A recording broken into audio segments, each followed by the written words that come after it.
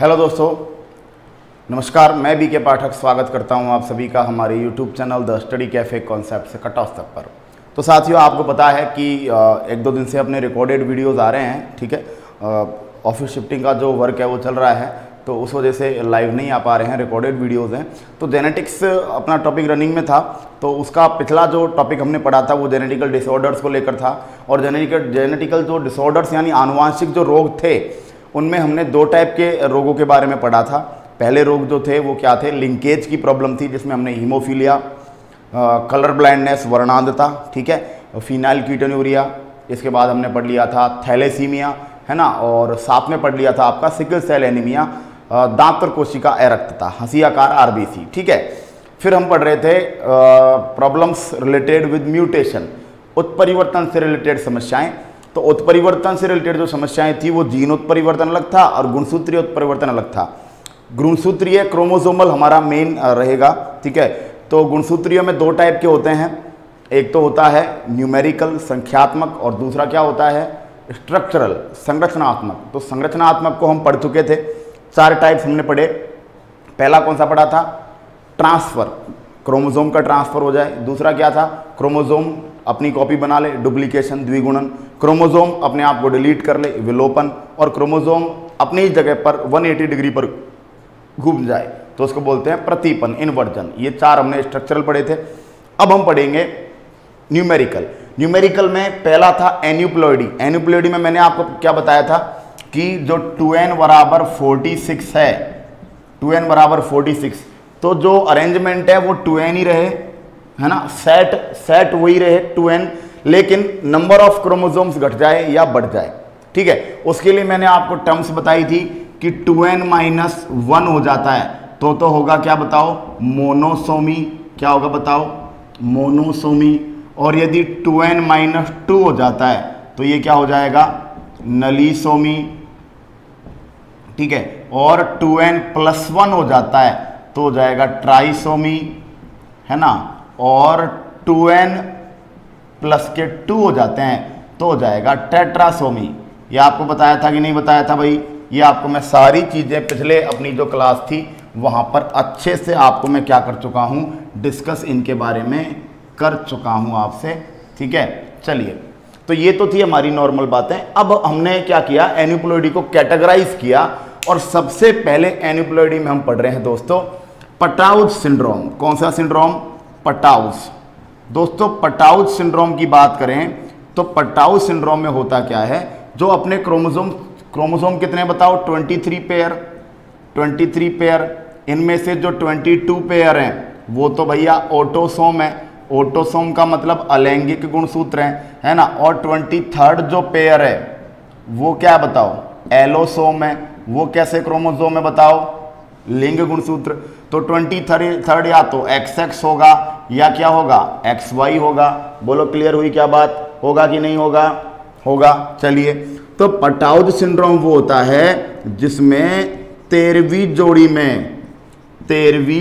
में 2 के स्थान पर कितने क्रोमोसोम हो जाते हैं, 3 क्रोमोसोम। 2 के स्थान पर 3 गुणसूत्र, यानी कि एक की क्या हो गई, बढ़ गई। बताओ, तो 2n प्लस क्या हो गया 1, और 2n प्लस 1 हो गया तो क्या कहोगे, ट्राइसोमी।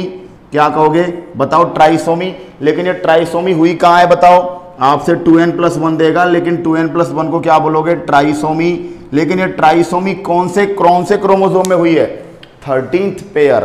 तो trisomy of 13th pair is called Patau syndrome. 13वीं गुणसूत्र में ट्राइसोमी हो जाना, 13वीं जोड़ी जो थी उसमें 2 की जगह पर 3 क्रोमोसोम हो गए तो एक बढ़ गया।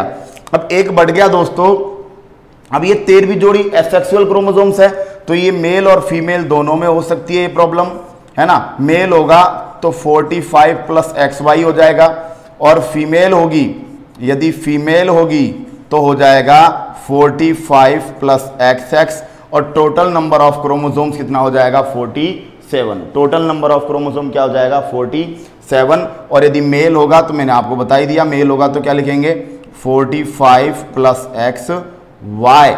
और फीमेल होगी तो क्या लिखेंगे बताओ, फीमेल में क्या लिखेंगे, 45 प्लस एक्स एक्स। तो मेल और फीमेल दोनों में ही पॉसिबल है, मेल और फीमेल दोनों में ही ये प्रॉब्लम पॉसिबल है। ठीक है, चलिए यहाँ तक की बात समझ में आई होगी, है ना। चलिए, तो दोस्तों ये कौन सा सिंड्रोम था आपका? पटाउज सिंड्रोम था। कौन सा सिंड्रोम था? पटाउज। तो पटाउज सिंड्रोम में 13वीं जोड़ी जो क्रोमोसोम्स की थी उसमें 2 की जगह पर कितने क्रोमोसोम्स हो गए? 3 हो गए। अब इनके कैरेक्टर्स में आपको एक एक करके बताता रहूंगा, ठीक है। फिलहाल के लिए चलिए, एडवर्ड जो सिंड्रोम होता है, एडवर्ड में सेम कंडीशन होती है लेकिन ये 18th क्रोमोसोम से होती है, ठीक है। 18वीं जोड़ी में 2 के स्थान पर 3। अब इसका मतलब यहां पर भी क्या हुई है बताओ? यहां पर भी क्या हुई है? ट्राइसोमी, ठीक है। ये एडवर्ड सिंड्रोम है, ठीक है। ये आरएस एग्जाम्स में पूछे गए थे, है ना, मैच करने को दिया गया था। तो एडवर्ड सिंड्रोम में जो पटाउज में 13th पेयर में हुआ था वो एडवर्ड में 18वीं जोड़ी में होगा, 18th पेयर में। और डाउन में ये काम होगा 21th पेयर, 21वीं जोड़ी में 2 के स्थान पर 3 क्रोमोसोम, 2 के स्थान पर 3 क्रोमोसोम। तो यहां पे भी क्या हो गई बताओ? ट्राइसोमी। यहां पर भी क्या हो गई है? ट्राइसोमी। लेकिन डाउन के बारे में कुछ बातें बता दूं आपको दोस्तों। डाउन सिंड्रोम से जो रोगी होता है बंदा, उसको मंगोलियन इडियट कहते हैं। क्या बोलते हैं? Mongolian idiot. मंगोलियन इडियट का मतलब क्या होता है कि इसका एक तो लुक बड़ा अजीब हो जाता है, मंगोल किसी नेचर हो जाती है। मंगोल एक स्पीसी, अलग से प्रजाति चलती थी इंसानों की, आंखें बड़ी बड़ी, है ना, ललाट चौड़ा, है ना, नीचे से जो चेहरा है वो एकदम पतला सा, तो एक अजीब सा लुक आता है, एकदम अटपटा सा, है ना। और इडियोसी का मतलब क्या रहेगा कि बंदा जो बाय ब्रेन रहेगा वो थोड़ा सा लेस एक्टिव रहेगा, ठीक है। तो बंदा मंदबुद्धि रहेगा और क्या रहेगा बताओ? मंगोल जैसी नेचर रहेगी। जो आउटलुक है वो थोड़ा अजीब रहेगा। आप देखते ही इन लोगों को अलग पहचान लेते हो, ठीक है। अलग से लगते हैं, अलग से इनका बिहेवियर होता है, अलग से इनका आउटलुक होता है। तो काफ़ी लोगों में से हम इनको इजीली पहचान लेते हैं कि भाई ये मंगोलियन है, ठीक है। क्लियर है? तो दोस्तों ध्यान दीजिएगा, स्क्रीनशॉट इसका एक बार आप अच्छे से प्रॉपर्ली ले लें ताकि आपको ये चीज़ समझने में कोई दिक्कत नहीं आए। Properly take your screenshot then go ahead. आप स्क्रीनशॉट लें, ठीक है, क्योंकि ये क्वेश्चंस बहुत अच्छे यहाँ से पूछे जाते हैं, ठीक है। बहुत अच्छे अच्छे क्वेश्चंस आते हैं यहाँ से। चलिए देखते हैं, अब आगे चलते हैं भैया। चलिए अब दोस्तों डाउन सिंड्रोम ध्यान रखना, सेम कंडीशन है। पटाउ सिंड्रोम में, एडवर्ड सिंड्रोम में और डाउन सिंड्रोम में कंडीशंस एकदम एक दूसरे के क्या हैं? सेम है, ठीक है, और एकदम सेम है। तो यहां तक मैं मानता हूं आपसे कि एक में 13th पेयर है, एक में 18th पेयर है और एक में कौन सा पेयर है बताओ? एक में पेयर है 21th, ठीक है। बाकी इससे आगे कुछ भी नहीं है। क्लियर रहेगी बात यहां तक? चलिए दोस्तों, पटाउज सिंड्रोम की बात करें तो पटाउज सिंड्रोम से जो ग्रसित बच्चे होते हैं वो ज़्यादा एज तक नहीं जीते हैं, वो ज़्यादा एज तक जिंदा नहीं रहते हैं, ठीक है। ज़्यादा एज तक जिंदा नहीं रहते हैं क्योंकि सिंड्रोम्स जो होते हैं जेनेटिकल है। और आपको पता है कि आपको पता है जेनेटिकल जो डिसऑर्डर्स होते हैं वो कभी इलाज भी नहीं होते, उनको ट्रीट भी नहीं किया जा सकता, ठीक है, ट्रीट नहीं किया जा सकता। क्लियर रहेगी बात यहाँ तक? ठीक है, चलिए आगे बात करते हैं। एडवर्ड सिंड्रोम 18th पेयर में, डाउन सिंड्रोम 21th पेयर में। तीनों के ही अंदर बात करें, पटाउज, एडवर्ड और डाउन, तीनों में ही बात करें तो क्या हो रही है बताओ? ट्राइसोमी हो रही है। और ट्राइसोमी में नंबर ऑफ क्रोमोसोम्स तीनों में 47 हो रहा है। टोटल क्रोमोसोम नंबर कितना हो रहा है? 47।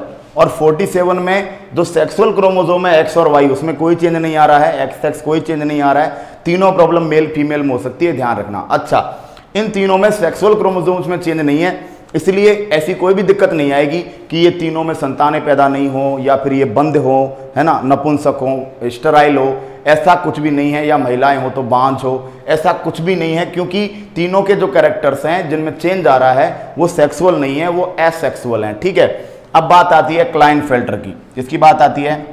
क्लाइनफेल्टर सिंड्रोम, ठीक है। तो इनको तीनों को अलग से ले लेते हैं, चारों को, क्योंकि ये जो सिंड्रोम्स है ये सेक्सुअल क्रोमोसोम्स में, ये जो सिंड्रोम्स आप पढ़ोगे कौन से क्रोमोसोम्स में आएंगे? सेक्सुअल में। तो मैं जहां तक मानता हूं ये तीनों बातें आप सबके समझ में आ गई होगी, ठीक है। तो अब हम थोड़ा बात को आगे लेकर चलते हैं, है ना। Down syndrome, Turner syndrome, Down, Edward, Patau, ठीक है, ये तीनों जो थे वो ट्राइसोमी थी एक टाइप से, ठीक है, अब चलिए आगे चलते हैं। अब हमें एक एक को पढ़ना है, वे प्रॉब्लम्स जो सेक्सुअल क्रोमोसोम से रिलेट करती हैं, वे प्रॉब्लम्स अब अपने को पढ़नी है। ठीक है, तो सबसे पहले मैं इनमें से लेता हूं आपके सामने नंबर 1 पे क्लाइनफेल्टर्स सिंड्रोम।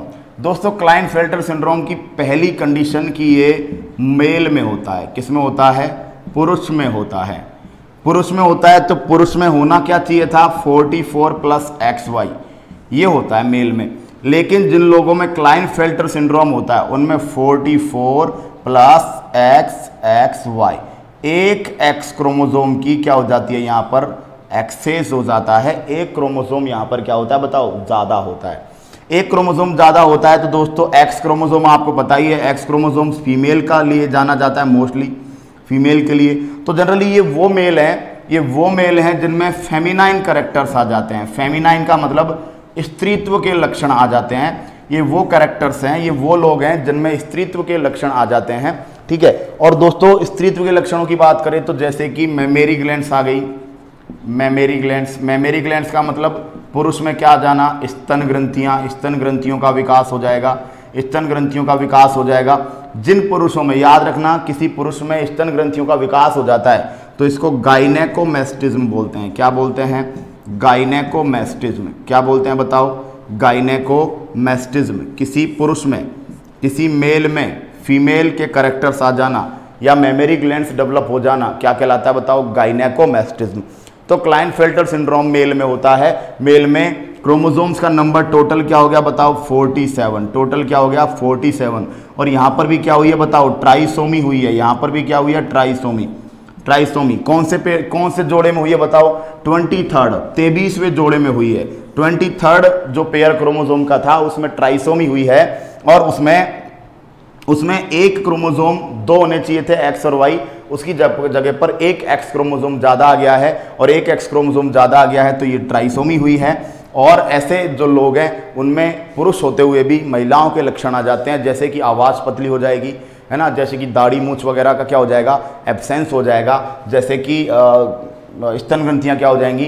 डेवलप हो जाएंगी हल्की हल्की। गाइनेकोमैस्टिज्म हो सकता है। महिलाओं के जननांग भी पाए जाएं, हल्का सा लेस डेवलप्ड वेजाइना हो सकता है, लेस डेवलप्ड गर्भाशय, यूट्रस भी इनके अंदर देखा जाए।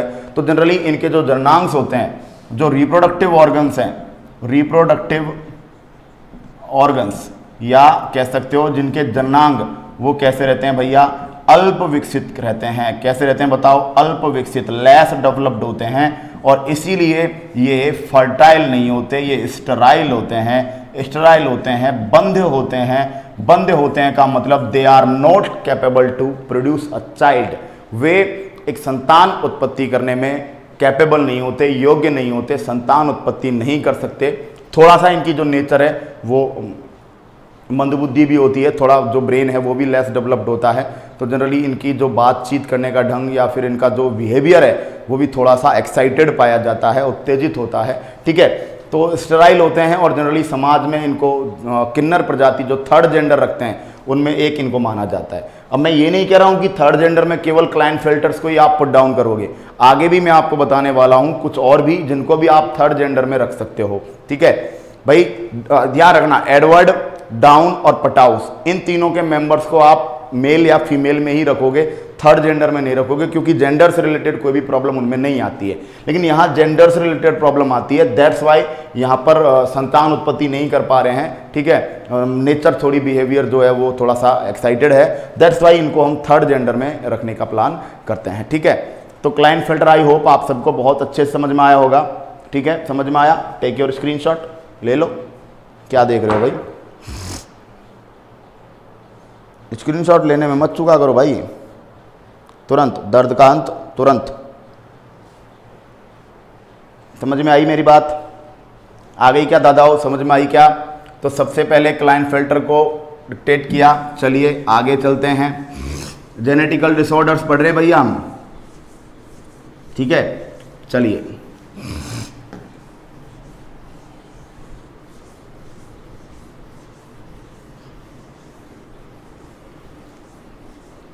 थोड़ा सा आगे चलते हैं और थोड़ा सा आगे चलते हैं तो कुछ काम की बात है। क्लाइनफेल्टर के बाद अगला जो सिंड्रोम है अपने पास टर्नर सिंड्रोम। दोस्तों टर्नर सिंड्रोम में क्या होता है, गौर करिए। टर्नर सिंड्रोम की खास बात है फीमेल में होता है। किस में होता है बताओ, फीमेल में होता है। किस में होता है बताओ, फीमेल में, ठीक है। और टर्नर सिंड्रोम फीमेल में होता है। फीमेल में होना क्या चाहिए, 44 प्लस XX। क्या होना चाहिए, 44 प्लस XX। लेकिन टर्नर में हो जाता है क्या, 44 प्लस X0, 44 प्लस X0। दोस्तों 44 प्लस X0 इसका मतलब एक X की कमी। अब बताओ एक X की कमी, क्रोमोसोम कितने रह गए, 45, यानी कि 2n-1। 2n-1 को क्या बोलते हैं बताओ, मोनोसोमी। क्या बोलते हैं, मोनोसोमी। तो आपसे पूछा जाएगा दोस्तों, अब तक के आपने जितने भी सिंड्रोम्स पढ़े थे, चाहे वो डाउन की बात कर लो, चाहे आप एडवर्ड की बात कर लो, चाहे आप पटाउस की बात कर लो, चाहे आप क्लाइनफेल्टर्स की बात कर लो, चारों के चारों ट्राइसोमी थे। एक में 13th पेयर में था, 13वीं में पटाउस में, एडवर्ड में 18वीं में था, डाउन में 21 में था, और उसके बाद क्लाइनफेल्टर में 23rd में था। यहाँ 23rd पेयर में हुई है क्या, मोनोसोमी। 23वां जो जोड़ा है, 23rd जो पेयर है, उसमें क्या हो गई, मोनोसोमी।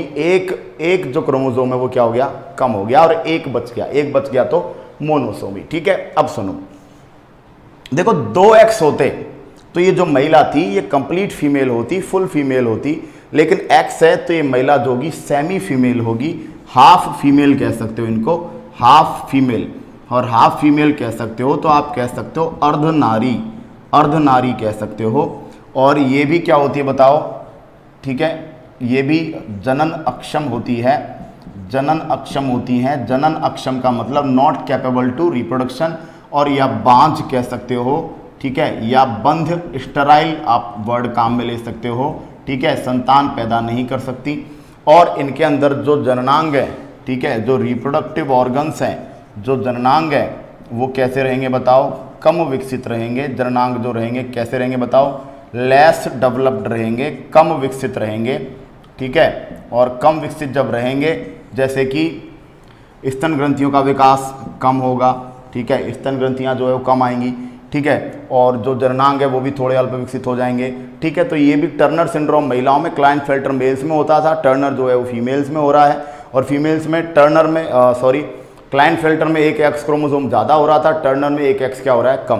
तो इसमें क्रोमोसोम्स का नंबर याद रखना है, 45 आपका होगा। क्रोमोसोम का नंबर कितना होगा भैया, 45 होगा, ठीक है। तो 45 क्रोमोसोम्स यदि हो जाते हैं तो ऐसा जो सिंड्रोम है वो क्या कहलाता है बताओ, आपका टर्नर सिंड्रोम कहलाता है ना।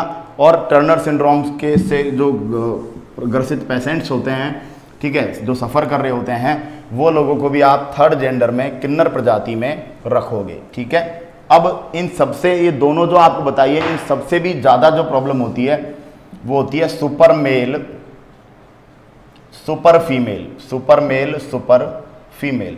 देखो इनके अंदर क्या होता है, जैसे मेल में क्या होना चाहिए, 44 प्लस XY, इधर क्या होना चाहिए, 44 plus XX।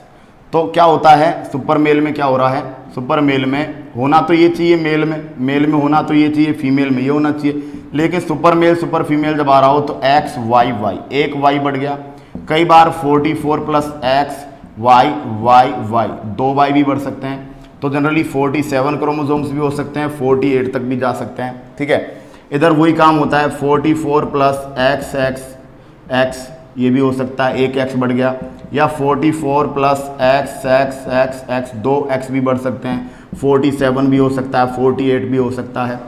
Super male super female दोनों सिंड्रोम को जैकब सिंड्रोम, जैकब या क्रिमिनल सिंड्रोम भी कहते हैं। क्रिमिनल क्यों बोलते हैं, क्योंकि ये बहुत ही उत्तेजक और बहुत ही क्रिमिनल नेचर के लोग होते हैं। किस समय पर क्या कर दें कोई गारंटी नहीं है, बिल्कुल भी मानसिक रूप से अपने मस्तिष्क पर संतुलन नहीं होता, कभी भी अत्यधिक गुस्सा हो जाना, ठीक है, अत्यधिक असामाजिक काम कर देना, सोशल जो इन्वायरमेंट है उसमें डिस्टर्बेंस करते रहते हैं, ठीक है। तो दोस्तों सुपर मेल सुपर फीमेल जो होते हैं, इनमें क्या होता है, हार्मोन्स का जो लेवल है वो बहुत ज़्यादा हो जाता है, दैट्स वाई ये भी संतान पैदा नहीं कर पाते, ठीक है, संतान पैदा नहीं कर पाते, तो इनको भी हम थर्ड जेंडर में रखते हैं। लेकिन थोड़ा ये है कि जो लोग जनरली क्लाइनफेल्टर्स और टर्नर्स में थे तो वो लोग सोशल लाइफ नॉर्मली जी लेते हैं, ठीक है। जॉब करते हैं तो बिल्कुल जॉब कर पाते हैं, अच्छे इन्वायरमेंट में अपनी एजुकेशन वगैरह कर लेते हैं, ठीक है। तो उनका क्या है, जो इमोशनल लेवल है या जो मेंटल लेवल है वो थोड़ा सा ठीक होता है, ठीक है। तो सोशल जो लाइफ है, सोशल जो इन्वायरमेंट है, सामाजिक जो वातावरण है, उसको किसी भी तरीके से वो डिस्टर्बेंस नहीं करते हैं, ठीक है। और करते हैं तो बहुत कम करते हैं। लेकिन ये लोग जो होते हैं, ये डेली डिस्टर्बेंस के लिए जाने जाते हैं। किसी के भी घर में घुस जाना, कहीं पर भी कोई भी हरकत कर देना, ठीक है, मार्केट्स वगैरह में लोगों को डिस्टर्ब करना, तो ये भी थर्ड जेंडर में रखे जाते हैं, किन्नर प्रजाति में, ठीक है। तो हमने थर्ड जेंडर के लिए 3 पढ़े हैं, सुपर मेल, सुपर फीमेल पढ़ा, जिसको क्रिमिनल या जैकब सिंड्रोम कहा है, क्लाइनफेल्टर्स पढ़ा है, और उसके बाद आपने पढ़ा है, बताओ, टर्नर सिंड्रोम पढ़ा है। क्लाइनफेल्टर मेल में हो रहा था, टर्नर फीमेल में हो रहा था, और उसके बाद super male, super female, male और फीमेल दोनों में ही पॉसिबल है। स्क्रीनशॉट ले लीजिए, फिर आगे बढ़ते हैं। ले लीजिए भाई, फिर आगे चलेंगे हम लोग।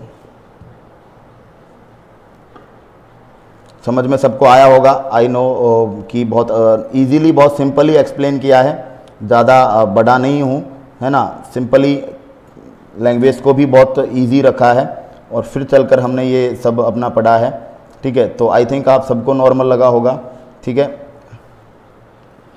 चलिए भाई, ठीक है। अच्छा, डीएनए आरएनए की स्ट्रक्चर हम लोग, सेल बायोलॉजी थी, वहाँ पर अच्छे से क्या कर चुके हैं, पढ़ चुके हैं, ठीक है। तो वहाँ पर जो है आपको कोई दिक्कत नहीं आई होगी, ठीक है। चलिए अब चलते हैं आगे।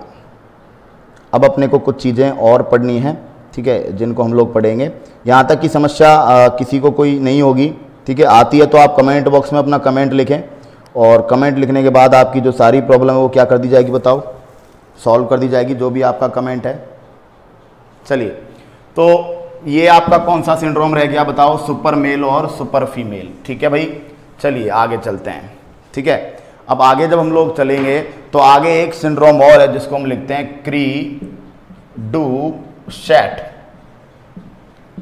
क्री डू शैट सिंड्रोम। ये दोस्तों बिल्कुल हटकर है। देखो, 5th जो पेयर है, पांचवी जोड़ी जो क्रोमोसोम है, 5th पेयर जो क्रोमोसोम है, उसकी 2 आर्म होती है। आर्म का मतलब 2 भुजाएं, 2 आर्म, एक तो होती है लॉन्ग और एक होती है शॉर्ट, एक होती है बड़ी भुजा और एक होती है छोटी भुजा, ठीक है। तो 5वीं जोड़ी जो गुणसूत्र है, उसकी यदि छोटी जो भुजा है वो डिलीट हो जाए, विलोपित हो जाए, 5th पेयर पे 5वीं जोड़ी गुणसूत्र पर जो छोटी भुजा है वो यदि विलुप्त हो जाए, तो बच्चों में एक प्रॉब्लम आती है, बच्चों में ही आती है। ये बच्चा जो है वो कैट लाइक, बिल्ली की आवाज में रोता है। ये बच्चा जब रोता है बचपन में तो बिल्ली की आवाज में रोता है। क्रीडू शैट, जनरली ये जो वर्ड आया, क्री का मतलब होता है क्राई, डू का मतलब होता है लाइक, और शैट का मतलब होता है कैट, है ना। तो सिंपल यहां से भी निकाल सकते हो, क्राई लाइक कैट। ये बंदा चिल्लाता है किसकी तरह से, बिल्ली की तरह से। कौन से क्रोमोसोम में इफेक्ट आएगा, 5वें में, ठीक है। तो ये 5वें में एक जो आर्म है वो डिलीट हो जाएगी, जिसको ना ट्राइसोमी ना टेट्रासोमी आप कुछ भी नहीं बोल सकते। ये एक तरीके से डिलीशन है, ये स्ट्रक्चरल प्रॉब्लम है ना, डिलीट हो गया, ठीक है। चलो यहाँ तक क्लियर हुआ होगा। चलिए अब दोस्तों हम मेंडल की 1-2 चीजें अलग से पढ़ रहे हैं, ठीक है। अच्छा देखो, मेंडल के जो एक्सपेरिमेंट्स थे उनके बाद हम आगे पर मैं आपको 2 चीजें बता रहा हूं, 2 आपको टेक्निक्स बता रहा हूं। एक टेक्निक है आपके पास एमैस्कुलेशन और एक है बैगिंग। ये 2 आपकी टेक्निक्स हैं, है ना। ये मेंडल ने इनको डिस्कवर किया, मेंडल ने खोजा था। एमैस्कुलेशन को बोला जाता है विपुंसन, और बैगिंग को बोलते हैं थैलीकरण, है ना। ये मेंडल की टेक्नोलॉजीज थी। टॉपिक को जब एंड कर रहे हैं तो कुछ बातें हम यहाँ पर सीख लेते हैं, ठीक है, क्लियर। ये जो जेनेटिक्स का जो एंड है लगभग मेंडल का, भाई हमने मेंडल की जो अपवाद है, एक्सेप्शंस थे, वो पढ़ लिए थे, जेनेटिकल डिजीज पढ़ ली थी। इन दोनों को पढ़ने के बाद और भी साइंटिस्ट हैं, जैसे 1 जीन 1 एंजाइम थ्योरी किसने दी है आपको, क्रोमोसोमल थ्योरी, गुणसूत्रवाद सट्टन और बोवेरी ने दिया है। आनुवांशिकता का गुणसूत्रवाद, ठीक है, यानी क्रोमोसोम्स ही हैं जो कैरेक्टर्स को एक जगह से दूसरी जगह लेकर जाते हैं। तो वो थ्योरी किसने दी है, बताओ, सट्टन एंड बोवेरी, ठीक है। और जो 1 जीन 1 एंजाइम, यानी हर एंजाइम के लिए, हर प्रोटीन के लिए कोई ना कोई जीन रेस्पॉन्सिबल है। तो ये जो थ्योरी है 1 जीन 1 एंजाइम, ये जो थ्योरी है वो दी थी बीडल एंड टैटम ने। किसने दी है बताओ, बीडल और टैटम, है ना, नोट डाउन करते जाइएगा आप जैसे जैसे मैं बोल रहा हूं। एक जीन एक एंजाइम सिद्धांत, बीडल और टैटम, आनुवांशिकता का गुणसूत्रवाद, chromosomal theory of genetics, Sutton and Boveri, है ना। और थर्ड नंबर में आपको बोलूंगा वन जीन वन पॉलीपेप्टाइड, एक जीन से एक पॉलीपेप्टाइड, पॉलीपेप्टाइड बोलते हैं प्रोटीन को, है ना। ये जो थ्योरी दी थी वो दी थी यानोफेस्की ने। किसने दी थी बताओ? यानोफेस्की। ठीक है, लिख ही देता हूं, एक जीन एक एंजाइम, ये कुछ सिद्धांत है। एक जीन एक एंजाइम थ्योरी किसकी है बताओ? Beadle and Tatum. ठीक है, उसके बाद एक जीन एक पॉलीपेप्टाइड, एक जीन एक पॉलीपेप्टाइड, ये थ्योरी किसने दी है बताओ? ये थ्योरी दी है भैया, एक जीन एक पॉलीपेप्टाइड, ये जो थ्योरी दी है वो दी है किसने दी है? यानोफेस्की। साइंटिस्ट का नाम क्या था? यानोफेस्की, है ना। और उसके बाद आपसे पूछ लिया जाए आनुवांशिकता का गुणसूत्रवाद, आनुवांशिकता का गुणसूत्रवाद, क्रोमोसोमल थ्योरी, ये दी है भैया शट्टन एंड बोवेरी। थियोडोर बोवेरी थे ना, टी बोवेरी, इन्होंने दिया है। क्लियर है बात यहाँ तक? तो ये आप याद रखिएगा, ये बहुत एग्जाम्स में पूछे जाते हैं। इसके बाद जो इमेस्कुलेशन और बैगिंग, दोस्तों इन टेक्निक्स के बारे में मैं आपको समझा रहा हूँ। देखो मैंने आपको एक वर्ड काम में लिया था, स्वपरागण, ऑटो पॉलिनेशन। एक फ्लावर है, ठीक है, ये हमने एक फ्लावर बनाया, देखिए फ्लावर, है ना। अब फ्लावर में दोस्तों ये तो होता है थैलेमस, पुष्पासन बोलते हैं, जिस पर फ्लावर टिका हुआ होता है। बॉटनी में अच्छे से बनाऊंगा। ये जो होते हैं बाह्य दल होते हैं, कैलिक्स होता है, ये दल होते हैं जिनको कोरोला बोलते हैं, सेपल और पेटल भी बोला जाता है। इनसे मतलब नहीं है अपने को, मतलब है ये, इसके अंदर ये मेल के जो ऑर्गन्स है वो भरे हुए हैं, और बीच में ये रहा फीमेल ऑर्गन। ठीक है, बीच में ये अपने पास क्या है बताओ? फीमेल ऑर्गन है ना। चलिए थोड़ा सा देख लेते हैं इसके बारे में। ये अपने पास फीमेल ऑर्गन है, ठीक है, क्लियर बात। दोस्तों सुनिए, ये फीमेल ऑर्गन है, फीमेल ऑर्गन, इसको बोला जाता है जायांग, गाइनोसियम, है ना। गाइनोसियम, जायांग, स्त्री केसर, है ना, स्त्री केसर भी कहते हैं, स्त्री केसर, जायांग, है ना, और गाइनोसियम। ठीक है, ये क्या हो गया बताओ? मेल रिप्रोडक्टिव ऑर्गन है, नर जननांग है, जिसको अपन क्या बोलते हैं बताओ? पुमंग, एंड्रोसियम, या पुंकेसर। क्लियर? पुंकेसर। ठीक है, अब जैसे हमारे अंदर स्पर्म्स होते हैं वैसे यहाँ पर क्या भरे हुए हैं बताओ? Pollen grains. वैसे क्या होते हैं? परागकण। और जैसे अपने अंदर देखो, इसके अंदर क्या भरे हुए हैं? पोलन ग्रेन्स, पोलन ग्रेन को क्या बोलते हैं? परागकण। क्या बोलते हैं? परागकण। और ये जो अंदर बैठा हुआ है वो है ओव्यूल। ओव्यूल का मतलब होता है बीजांड। क्या मतलब होता है? बीजांड। ठीक है, ओव्यूल का मतलब क्या होता है? बीजांड होता है। और ये क्या होते हैं बताओ आपके? ये दोस्तों क्या होते हैं? पोलन ग्रेन, परागकण। ठीक है, अब चलिए थोड़ा समझ लीजिए इनके बारे में। अब दोस्तों क्या होता है कि अपनी बॉडी में, इंसानों में तो क्या होता है? मैथुन क्रिया होती है, कॉपुलेशन होता है, फिजिकल कांटेक्ट में आते हैं। मेल है जो अपने स्पर्म्स हैं उनको फीमेल की बॉडी में छोड़ देता है, लेकिन यहाँ ऐसा नहीं होता। तो यहाँ क्या होता है? यहाँ ये होता है कुछ समय के बाद जब फ्लावर थोड़ा पुराना होता है तो ये जो पार्ट है ये फट जाता है, ऐसे फट जाता है। तो ये निकल कर कहाँ जाते हैं? यहाँ जाते हैं, तो यहाँ तक जाते हैं और सीधा किसके पास पहुँच जाता है? यहाँ तक। ये जो प्रोसेस है ये परागण कहलाती है। क्या कहलाती है? पॉलिनेशन। क्या बोला जाता है? पॉलिनेशन, परागण। परागण क्या होता है? पोलन ग्रेन्स का, पराग कणों का बीजांड तक, ओव्यूल तक पहुंचना। पोलन ग्रेन्स का ओव्यूल तक पहुंचना क्या कहलाता है? पॉलिनेशन कहलाता है। ठीक है, अब यदि पॉलिनेशन एक ही प्लांट से उसी प्लांट में हो रहा है, या एक ही फ्लावर से उसी फ्लावर में, देखो इसी फ्लावर में मेल है और इसी में फीमेल है, तो उसी से उसी में हो जाए तो इसे ऑटो पॉलिनेशन, क्या बोलते हैं? ऑटो पॉलिनेशन, स्वपरागण कहा जाता है। क्या बोलते हैं? स्वपरागण। क्या बोलते हैं? स्वपरागण मतलब अपने ही फ्लावर में से मेल का फीमेल तक पहुंच जाना। क्या होगा बताओ? स्वपरागण। और दूसरा, यदि दूसरे फ्लावर से आए तो इसको बोला जाता है परपरागण। क्या बोला जाता है? परपरागण। अब दोस्तों एक चीज बताओ, मेंडल नहीं चाहते थे कि स्वपरागण हो, मेंडल नहीं चाहते थे कि स्वपरागण हो, क्योंकि वो नहीं चाहते थे कि उनकी विदाउट उनके चाहे कोई भी फ्लावर ऑटोमेटिकली रिप्रोडक्शन कर ले। तो वो क्या करते थे, जो मेल रिप्रोडक्टिव ऑर्गन्स थे मेल पुरुष में, ये जो पराग कोश हैं ये जिनमें परागकण बैठे रहते हैं, ठीक है, पराग कोश, पोलन चैम्बर्स, इनको क्या करते थे, कट लगाकर हटा देते थे। कट लगाकर क्या करते थे, हटा देते थे। तो इस प्रोसेस को क्या बोलते हैं, एमैस्कुलेशन। पराग कोश,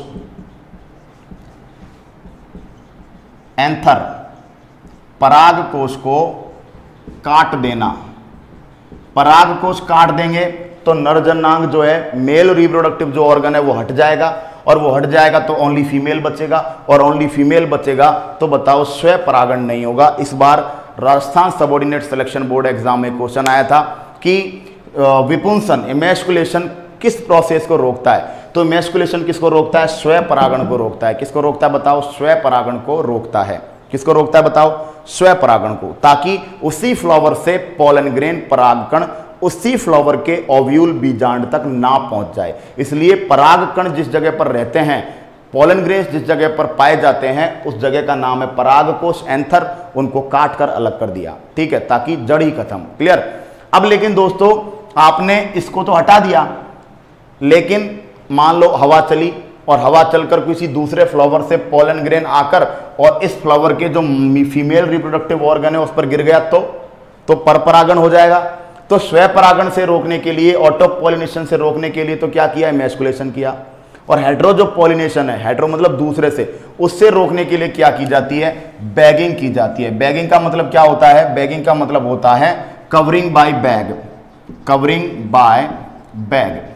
यानी मेंडल क्या करते थे कि पहले तो एंथर्स को काट देते ताकि स्वपरागण नहीं हो, और एंथर को काटने के बाद अब उस फ्लावर में क्या क्या बच गया, ओनली फीमेल पार्ट बच गया। फीमेल पार्ट बच गया तो कोई दूसरा पोलन ग्रेन आकर मेंडल की पूरी योजना को, प्लान को फेल ना कर दे। तो मेंडल क्या करते थे कि जो फ्लावर होता था उसको पॉलीथीन में ऐसे बैग से पैक कर देते जिसमें थोड़ी एयर जाती रहे, और उस बैग में पैक कर देते थे। तो इस प्रोसेस को क्या बोलते थे, बैगिंग, थैलीकरण। इस प्रोसेस को क्या बोलते हैं बताओ, बैगिंग कहा जाता है। तो बैगिंग कौन सी प्रोसेस है, बैगिंग वो प्रोसेस है जो परपरागण, हेट्रोगेमी है ना, या ये तो ऑटो पॉलिनेशन था, सेल्फ पॉलिनेशन था, वो क्रॉस पॉलिनेशन है। ये सेल्फ पॉलिनेशन है, स्वपरागण है ना, और वो होगा क्रॉस पॉलिनेशन, परपरागण। तो परपरागण को क्या करता है, रोकता है कौन सा प्रोसेस, बैगिंग, थैलीकरण। और स्वपरागण को रोकता है कौन सा प्रोसेस बताओ, विपुंसन, एमैस्कुलेशन। Is that clear?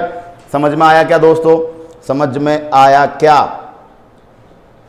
बोलिए। मैं जहां तक मानता हूं चीज अच्छे से आपके दिमाग में बैठ गई होगी, और भी मेंडल की कुछ बातें हम लोग आगे करने वाले हैं, ठीक है, टेंशन नहीं लें आप, बहुत बढ़िया तरीके से चीज़ों को समझेंगे। चलिए भाई, बोलो भाई, समझ में आया? चलिए, क्लियर हुआ।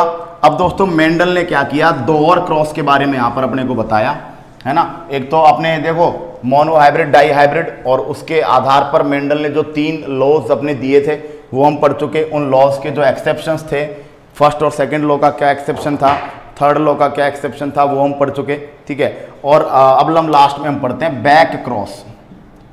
बैक क्रॉस, बैक क्रॉस का मतलब होता है क्रॉस वापस जाके करना। जैसे कि कैपिटल टी लिया हमने, ठीक है, और एक ले लिया स्मॉल टी, इन दोनों से हमने F1 जनरेशन बनाई, F1 जनरेशन बनाई, क्या बनी, कैपिटल टी स्मॉल टी। अब दोस्तों बैक क्रॉस का मतलब होता है वापस जाकर क्रॉस करना, ठीक है। अब दोस्तों आपको पता है ये प्रभावी जनक है, प्रभावी डोमिनेंट पेरेंट है, और ये क्या है, अप्रभावी या रेसेसिव है। कैसे पता चला, ये कैसे देखकर पता चला, मैंने आपको बताया था जो कैपिटल्स में लिखा हुआ है वो डोमिनेंट होगा, और जो स्मॉल में लिखा हुआ है वो क्या होगा, रेसेसिव होगा, अप्रभावी होगा। यदि F1 पीढ़ी की जो संतान है उसका वापस क्रॉस करवा दिया जाए, किससे, प्रभावी जनक से, F1 पीढ़ी की जो संतान है उसको प्रभावी जनक के साथ क्रॉस करवा दिया जाए तो इसको आउट क्रॉस बोलते हैं। क्या बोलते हैं, आउट क्रॉस। क्या बोलते हैं, आउट क्रॉस। क्या बोलते हैं बताओ। तो आपसे पूछा जाए व्हाट इज आउट क्रॉस, तो आप बोलोगे कि द जनरेशन ऑफ F1, ठीक है, is crossed with the dominant parent. यदि F1 जनरेशन का कोई भी मेंबर हो, उसको डोमिनेंट पेरेंट प्रभावी जनक के साथ क्रॉस करवाया जाए तो इसको क्या बोलेंगे, आउट क्रॉस बोलेंगे, आउट क्रॉस, ठीक है। और यदि F1 जनरेशन का जो मेंबर है उसको आप अप्रभावी से करवाओगे तो दोस्तों इसको टेस्ट क्रॉस कहेंगे। क्या कहेंगे, test cross. Test cross, test cross को बोला जाता है परीक्षणार्थ क्रॉस, परीक्षण करने के लिए कुछ किया जाता है, परीक्षणार्थ क्रॉस। तो एक तो होता है आउट क्रॉस, एक होता है टेस्ट क्रॉस, और out cross plus test cross दोनों को मिलाकर क्या बोल दिया जाता है, बैक क्रॉस। तो आपसे पूछा जाए what is back cross, back cross है, बैक क्रॉस क्या होता है, F1 जनरेशन के मेंबर का अपने पेरेंट से वापस क्रॉस करवाना।